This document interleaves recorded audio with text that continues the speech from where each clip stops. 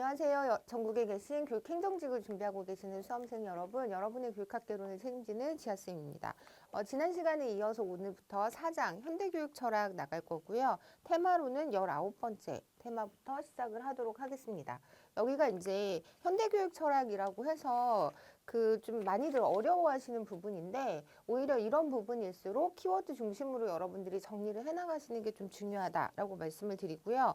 여기서 문제 자체가 키워드를 알고 계시면 손쉽게 접근하실 수 있는 문제들이 나오는 거지 엄청 복잡한 문제들은 아니기 때문에 저랑 정리를 하시면 될 것 같아요. 그리고 여기서도 마찬가지로 기출 공략 되어 있는 부분 꼭 읽어보시고 강의 같이 따라오시면 좋을 것 같습니다. 19번 테마는 진보주의 교육사상이라고 해서 듀이, 루소, 페스털, 루치, 프레벨 등 이렇게 되어 있는데 항상 제가 목차가 되게 중요하다 이런 말씀을 많이 드리잖아요. 그래서 이 목차를 통째로 기억하시는 게 중요하다고 말씀을 드리면서 대표 문제 보도록 할게요. 8번 문제 보시면 진보주의 교육 원리에 대한 설명으로 옳지 않은 것은? 이라고 물어보고 있는데 진보주의 교육 사상의 특징을 알고 계셔야 풀 수 있는 문제고요. 1번부터 보시면 미래의 생활을 위한 준비가 아니라 현재의 생활 자체를 의미 있게 만들어야 한다. 학습자의 관심과 흥미를 강조한다. 고대 그리스의 자유교양 교육을 교육적 이상으로 삼는다라고 되어 있는데 일단 3번이 답이고요. 4번 경험에 의한 학습과 학습자의 참여를 중시한다라고 해서 1번, 2번, 4번은 진보주의 교육 원리다라고 정리를 하시면 되는데 우리가 이제 진보주의 교육 원리를 다른 말로 아동 중심 교육, 경험 중심 교육 또는 생활 중심 교육이라는 표현을 써서 이제 설명을 하잖아요. 그래서 저거 꼭 기억하시고 대표적으로는 아까 말씀드린 것처럼 루소, 페살루치, 프레벨, 듀이 등이 있다라고 생각하시면 될 것 같아요. 그리고 이제 2025년도 올해 시험에 시도교육청 문제 2번에 나왔었는데 진보주의 교육 철학에 대한 설명으로 옳지 않은 것은? 이라고 해서 교육은 현재의 생활 그 자체이다. 학습은 아동의 흥미와 관련되어야 한다. 학교는 협동을 장려하는 곳이어야 한다. 요 세 가지가 맞는 내용이고요. 위대한 고전 읽기 교육을 강조한다라고 하는 건 항존주의로 여러분들이 정리를 하시고 항존주의 고전 읽기 요거는 키워드로 꼭 기억하셔야 되는 부분입니다. 그래서 아까 말씀드린 것처럼 진보주의 교육을 아동 중심 교육, 생활 중심 교육, 경험 중심 교육, 아동 생활 경험 이렇게 정리를 하시면 쉽게 풀 수 있는 문제였다라고 보실 수 있고요. 그리고 그 다음 문제 관련 기출 문제들을 좀 볼 건데 1번 진보주의 교육사조와 가장 거리가 먼 것은? 이라고 물어보고 있고요. 학습자의 필요한 흥미에 따른 학습을 중시한다. 경험 중심 교육과정을 운영한다. 요거 두 개는 딱 맞는 내용인 거 아실 수 있잖아요. 그리고 3번은 사회적 자아 실현을 교육 목적으로 추구한다고 했는데 진보주의가 사회적 자아 실현을 추구하는 게 아니라 개인적 자아 실현이겠죠. 굳이 얘기를 하자면 그러면서 경험의 재구성을 통한 아동의 성장, 현실 생활에 적응할 수 있는 전인적인 인간 양성을 교육 목적으로 추구하고 있다라고 보시면 될 것 같아요. 그리고 이 구안법이 우리가 이제 프로젝트 방법이라고 하면 조금 쉽게 다가갈 수 있는데 이제 구안법이라는 한글 명칭을 쓰다 보니까 좀 헷갈릴 수 있었던 문제였어요. 근데 이 구안법이라는 게 뭐냐면 교사가 주도하는 기존의 암기식 교과 지도법에서 탈피해서 생활 그 자체를 교육으로 간주하는 교육 원리를 구체화하고 학습자의 자발적인 참여를 강조하는 학습 지도법이라고 해서 우리 이제 프로젝트 발표한다라는 것과 좀 연관시켜서 이해하시면 될 것 같고요. 진보주의 교육사조와 관련된 수업 방법이다라고 정리를 하시면 좋을 것 같습니다. 그리고 이번 문제 보시면 다음 설명에 해당하는 교육 사상가를 물어보고 있는데 아동이 무엇을 배울 수 있을 것인가에 대해 생각하지 않고 성인이 알아야 할 것에 대해서만 열중하고 있다는 점을 비판하고 있고요. 자연주의 교육 사상을 주장을 했고 자신의 교육관을 담은 에밀을 저술하였다. 그래서 제가 루소 에밀은 꼭 기억하자라고 말씀을 드렸잖아요. 그래서 정 기억이 안 되면 뭐 누에고치 여러분들도 이제 누에고치를 탈피해서 나비로 시험에 합격하시면서 이제 각자 자기 일을 열심히 하실 거잖아요. 그래서 이게 은근 기억이 좀 헷갈리니까 루에로 연결해서 루소의 에밀이라는 저서를 꼭 기억하셔야 된다라고 말씀을 드리고요. 가끔 이게 듀인가 이런 생각도 하실 수 있거든요. 그래서 루에로 이제 초성 가지고 여러분들이 맞추시면 도움이 되실 것 같아요. 그리고 3번 문제 보시면 다음 글에 해당하는 교육 사상가를 물어보는데 모든 것은 조물주의 손에서 나올 때는 순전히 선한데 인간의 손에 넘어오면서 타락한다고 주장하며 인위적 교육을 비판하고 자연의 원리에 맞는 교육을 해야 한다고 강조하였다라고 해서 이제 이게 이제 방금 우리가 봤던 에밀이라는 책을 쓴 루소의 이야기다라고 보시면 될 것 같습니다.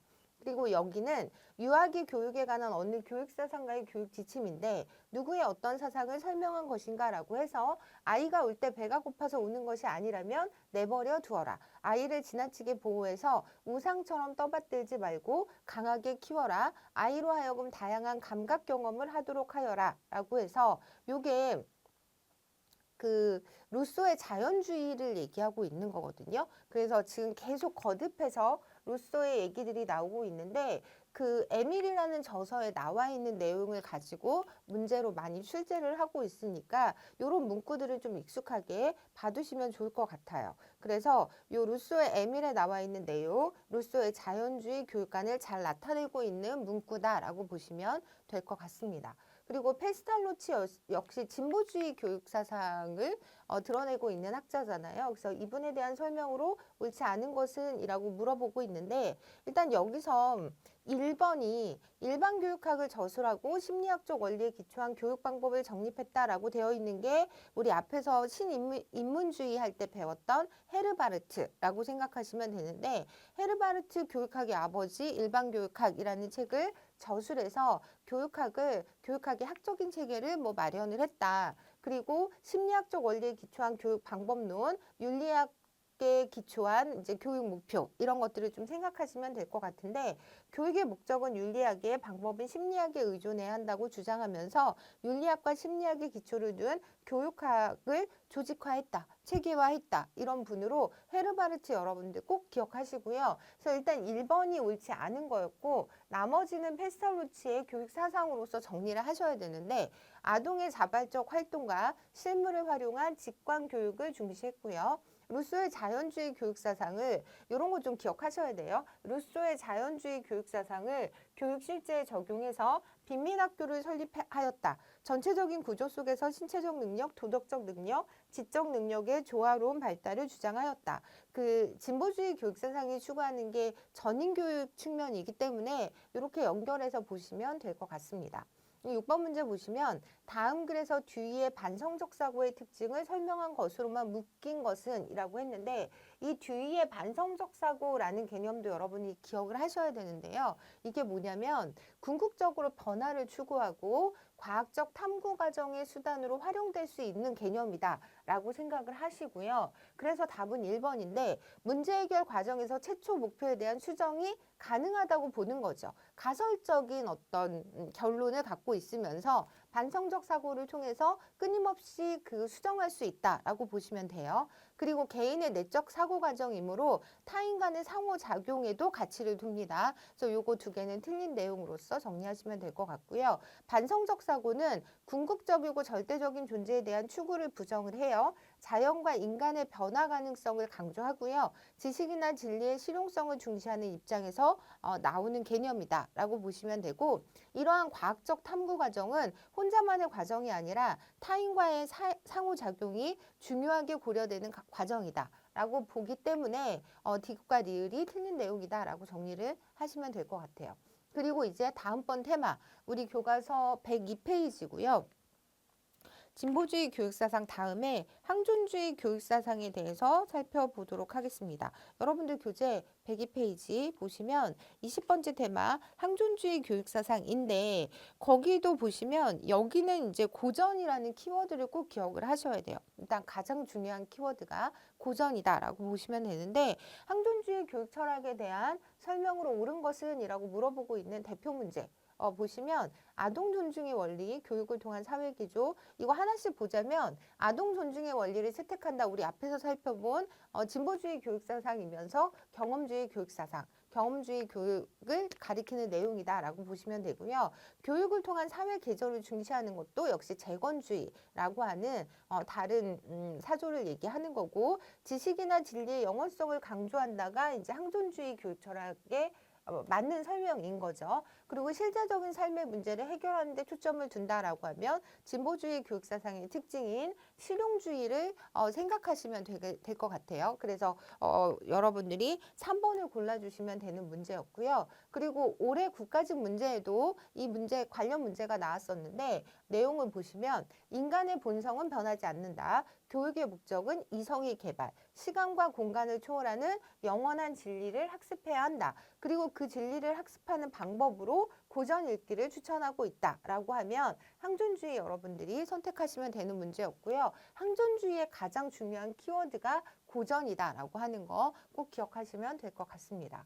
그리고 대표 문제 보시면서 우리가 20일 본질주의 교육사상으로 넘어갈 건데 본질주의 교육사상은 제가 기출공략에도 말씀을 드렸지만 항존주의의 핵심 키워드가 고전이었다면 본질주의의 핵심 키워드는 문화유산이다 라고 해서 이 문화유산을 본질주의 교육사상의 키워드로 정리를 하셔야 되는데 대표 문제 일단 볼게요. 5번 보시면 현대 교육 철학 사조 중 본질주의에 대한 설명으로 옳은 것은 이라고 물어보고 있는데 제가 키워드가 문화유산이라고 했잖아요. 그래서 여기 본질주의 문화유산, 인류의 전통과 문화유산을 소중히 여기며 이걸 본질이라고 본 거죠. 교육을 통해 문화의 주요 요소들을 다음 세대에 전달할 것을 강조한다. 그래서 얘가 답이고요. 나머지는 진리를 인간의 경험에서 나오는 실험적 혹은 가설적인 것으로 간주한다. 요거는 이제 아까 우리가 앞에서 살펴봤던 주의의 반성적 사고랑 관련해서 생각하시면 될 것 같고요. 교육에서 전통과 고전의 원리를 강조한 건 항존주의. 떠오르셔야 하고요. 교육이 문화의 기본적인 가치를 실현시키는 새로운 이거는 재건주의로서 정리하시면 될 것 같습니다. 네. 그리고 대표 문제 보실 건데 실존주의 교육 철학에 대한 설명으로 옳지 않은 것은 이라고 해서 이번에도 이제 실존주의 얘기를 해볼 거예요. 그래서 여러분들 교재 106페이지 보시면 22번 테마였고요. 실존주의 교육사상. 최근에 실존주의 교육사상을 물어보고 있는 문제들이 많이 출제되고 있어서 요거가 이제 최근에 중요하다라고 생각을 하시면 되고요. 그리고 실존주의라고 하면 제가 이론 플러스에도 정리를 해드렸지만 실존의 주체성과 자율성을 강조하는 입장. 그러면서 실존은 본질에 앞선다라는 문장도 좀 기억을 하시면 좋을 것 같고요. 그리고 그 밑에 줄에 보편화 획일화를 지향하는 현대 교육의 경향을 인간의 개성과 주체성을 최대한 존중하는 교육으로 이끌고자 했다는 점에 있다라고 해서 우리 이제 나중에 인간주의 상담 이론 할 때 인간주의, 인문주의라는 것에 대해서도 얘기를 한번 해볼 건데 그 전체적인 맥락은 인간주의 사상과 다 있어요. 그러면서 그 안에서 실존주의만의 어떤 독특한 역할이 들어있긴 한데 큰 틀에서 보면 인간주의적인 어떤 교육사상이다라고 생각하셔도 될 것 같습니다. 그러면서 대표 문제 보시면 2022년 교육청 문제였는데 실존주의 교육 철학에 대한 설명으로 옳지 않은 것은 이라고 해서 일단 답이 의도적인 사전계획과 지속적인 훈련을 강조한다. 이건 아니죠.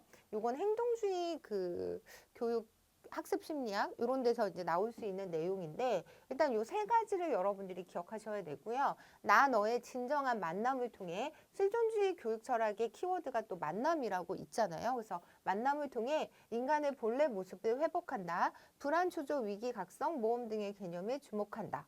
그 실존으로서 인간이 느끼는 어떤 감정들이다라고 생각하시면 되고요. 대표적인 학자가 이제 부버라는 사람이 있고 볼루노 등이 대표적인 학자이다. 요거 다 기억하셔야 됩니다. 그리고 나서 좀 보자면 실존주의가 무엇보다 인간에 대해 관심을 가지고 있으며 존재 혹은 실존의 의미와 기능을 밝히려는 철학적인 입장입니다. 대체적으로 존재의 특수성과 개별성을 강조하고 실존의 주체성과 자율성을 강조한다.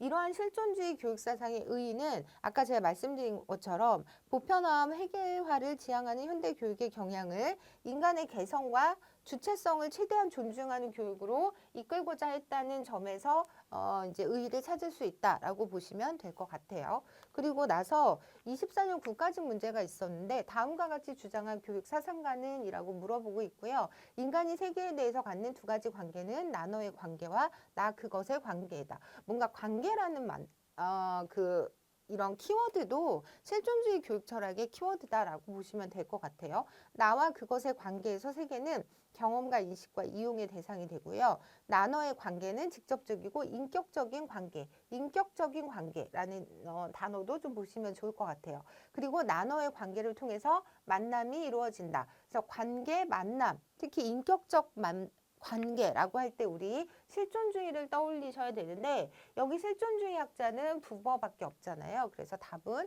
1번이었던 문제였습니다. 그래서 관련 기출문제 보시면 실존주의 교육 철학의 특징에 해당하는 것을 물어보고 있는데 삶의 긍정적, 부정적 측면을 통해 학습자 스스로가 삶의 문제를 해결하고 주체적으로 성장할 수 있다라고 해서 1번이 답이에요. 그리고 나머지는 아까 이제 계속 나왔던 내용들이라 좀 정리를 하자면 교육의 사회적 역할을 강조하고 교육을 통한 사회 기조를 강조한다. 재건주의라고 생각하시면 되고요.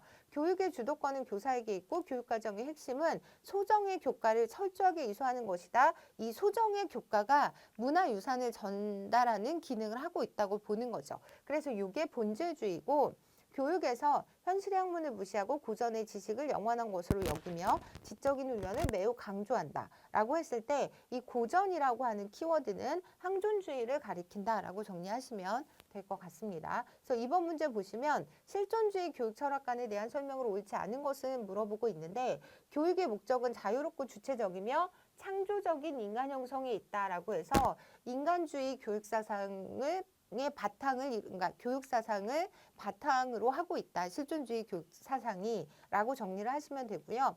교육은 자기결정적인 자아 형상을 위한 것이다. 교육에서는 인간적인 만남이 중요하다. 요거 다 맞는 내용이죠. 그래서 얘네 세 개를 실존주의 교육 철학관의 특징으로 기억을 하시고요. 인간의 본질을 규격화된 것으로 이해한다는 전혀 상관이 없는 내용이다. 라고 정리하시면 될 것 같아요. 그래서 조금 부연 설명을 하자면 인간의 본질을 뭐 규격화된 것, 주어진 것으로 생각하는 것이 아니라 실존하는 인간이 스스로 선택하거나 결정할 성질의 것으로 본다라는 점에서 차이가 있다라고 보시면 되고요.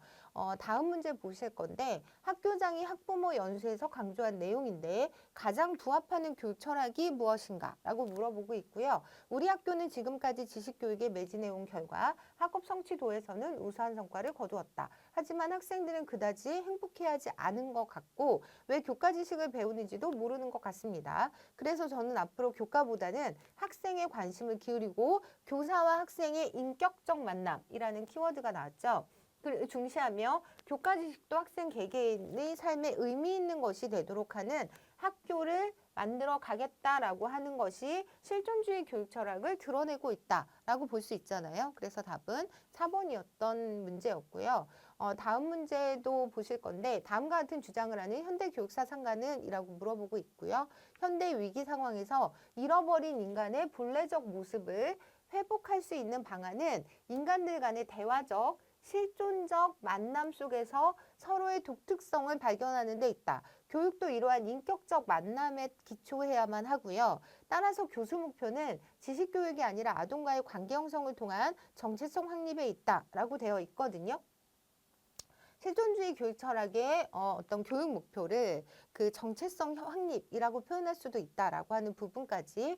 그래서 현대 교육사상가, 실존주의 교육사상가를 찾자면 우리 이제 앞에서 봤던 부버. 이제 만남, 인격적 관계 이런 것들 여러분들이 꼭 기억을 하셔야 되고요. 이렇게 좀 어렵게 느껴지지만 키워드만 잘 정리를 하시면 사실 크게 어렵지 않을 수 있는 그런 문제들이 출제되고 있다라고 보시면 될 것 같습니다. 그리고 문제 안에서 설명하고 있는 그 내용들을 기억하시는 게 되게 중요하고요. 이 내용들이 나중에 보기가 됐다가 뭐 이렇게 섞여서 다시 문제로 출제되는 양상들이 있으니까 문제 하나하나에 여러분들이 좀 집중하셨으면 좋겠어요. 그러니까 문제의 답을 풀고 끝나는 게 아니라 그 문제에 들어있는 내용 자체를 여러분들이 알고 있는지를 좀 체크하시는 게 중요하다라고 말씀을 드리고요. 그 다음에 저희 테마 23번 분석적 교육 철학으로 넘어갈 건데 가장 대표적으로 허스트와 피터스 이 두 분 생각하시면 되고요. 이제 여기 내용은 뭐냐면 허스트에 대한 얘기를 하고 있어요. 그래서 이게 이제 2022년도 대표 문제였는데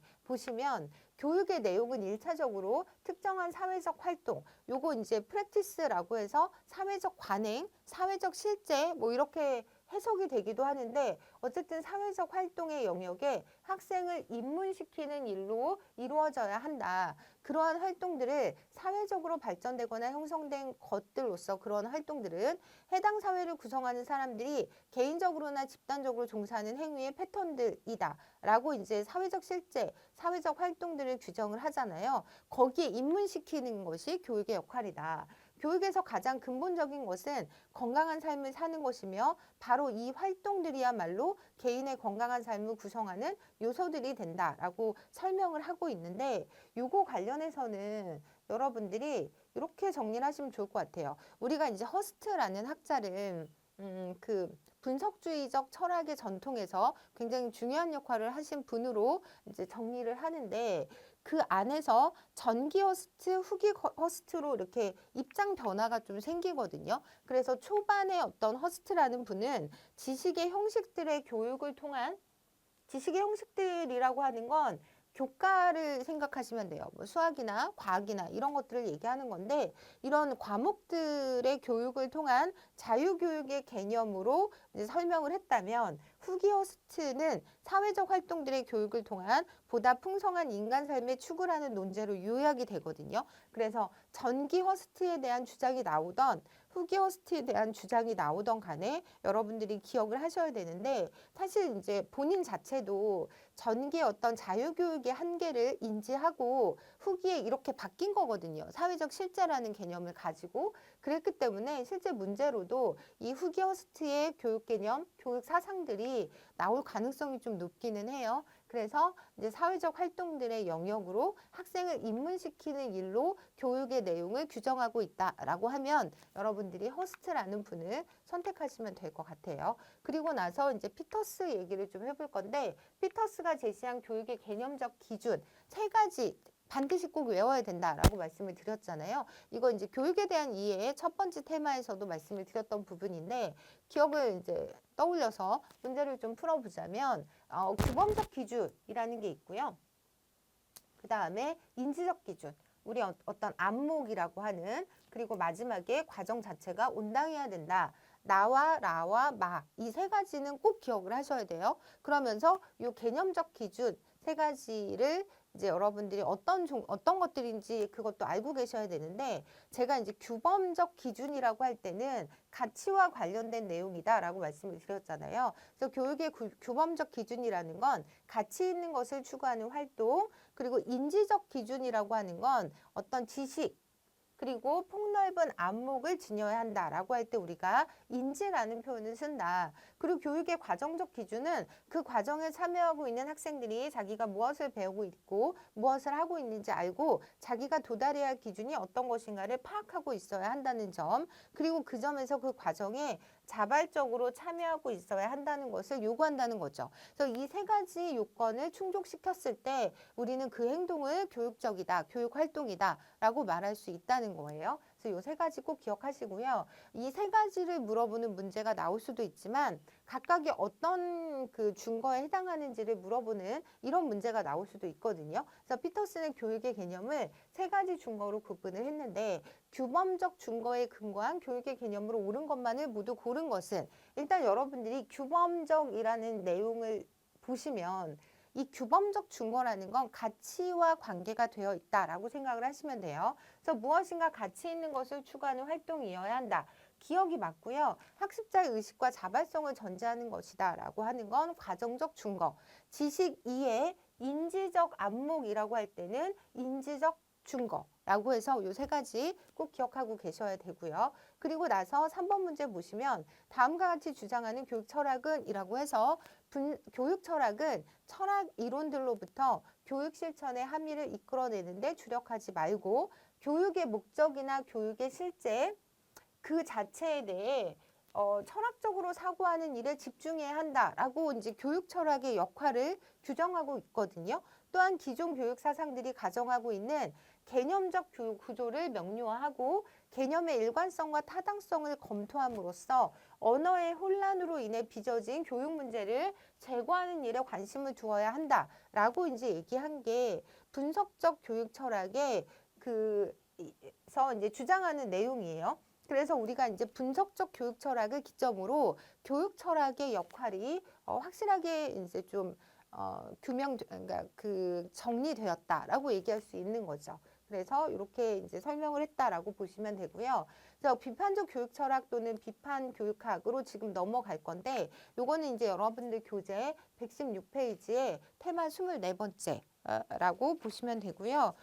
일단 쭉 넘어가면 문제를 분석적 교육 철학이라고 해서 그 113페이지를 보시면 거기에 이제 세플러라는 사람도 있어요. 그래서 우리가 이제 피터스와 허스트를 위주로 살펴봤는데 그 두 번째 단락 보시면 세플러에 따르면 분석적 교육 철학은 교육이라는 대상에 관한 언어들을 분석 철학적인 방법으로 탐구하는 학문들, 기존 교육 사상들의 신념 판단 및 논의의 과정들을 형성하고 있는 개념적 장치를 명료화하고 개념들의 일관성과 타당성의 검토를 통해 언어의 혼란으로 빚어진 교육 문제를 제고하는 일에 관심을 둔다라고 해서 우리가 아까 전에 살펴봤던 그 문제가 그대로 들어있다라고 보시면 될 것 같아요. 그래서 이게 그 분석적 교육 철학에서 이제 얘기하고 있는 부분이다라고 보시면 되고요.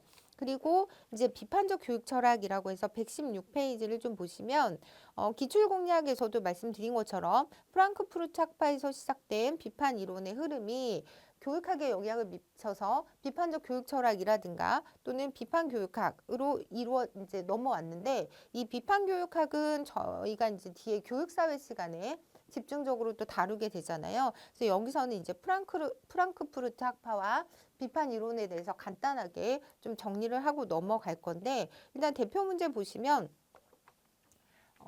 이제 답이 여기서 옳지 않은 거고요. 옳지 않은 것이 3번이에요. 3번이 보시면 지식 획득을 포함한 인간의 모든 인식 행위가 가치 중립적인 것이 아니라 가치 지향적이라고 보는 게 비판적 교육 철학의 가장 큰 특징이다. 그래서 이 부분이 틀렸다라고 정리를 하시고요. 나머지는 비판적 교육 철학의 설명이기 때문에 꼭 기억을 하셔야 되는데, 인간의 자유로운 의식의 형성을 억압하고 왜곡하는 사회적, 경제적, 정치적 제약 요인들을 분석하고 비판하는 게 비판적 교육 철학이다 라고 정리를 하시면 돼요. 하버마스, 지루, 프레이리 등이 대표적인 학자이다 라고 학자도 정리를 해 놓으시고요. 교육 문제에 대해 좀 더 실제적이고 정치 사회적인 관점을 취한다 라고 하는 게 비판적 교육 철학의 특징이다 라고 보시면 될 것 같아요. 그리고 이 비판적 교육 철학에서는 지식 획득을 포함한 인간의 모든 인식 행위가 가치 중립적이 아니라 가치가 개입된다고 간주를 하는 거죠. 이게 가장 큰 특징이다라고 해서 이것도 정리를 하시면 좋을 것 같아요. 그리고 나서 이제 관련 기출 문제를 보실 건데, 다음 내용과 관련이 있는 교육 철학은? 이라고 물어보고 있고요. 일단 프랑크푸르트 학파의 이론적 성과를 수용했다라는 부분, 그리고 교육 현상에 대해 규범적, 평가적, 실천적으로 접근을 한다. 자본주의 사회의 불평등 문제와 교육의 관련성에 주목을 하고 있다라고 하는 부분, 인간의 의식과 지식이 사회, 정치, 경제에 의해 결정되는 것으로 보았다라고 해서 비판적 교육 철학을 잘 설명하고 있는 내용이다라고 보시면 될 것 같아요. 그리고 2번 문제 보시면 다음에 해당하는 현대 교육 철학 사조를 물어보고 있는데, 교육이 처해 있는 사회 구조나 제도에 대해 의문을 제기하고요.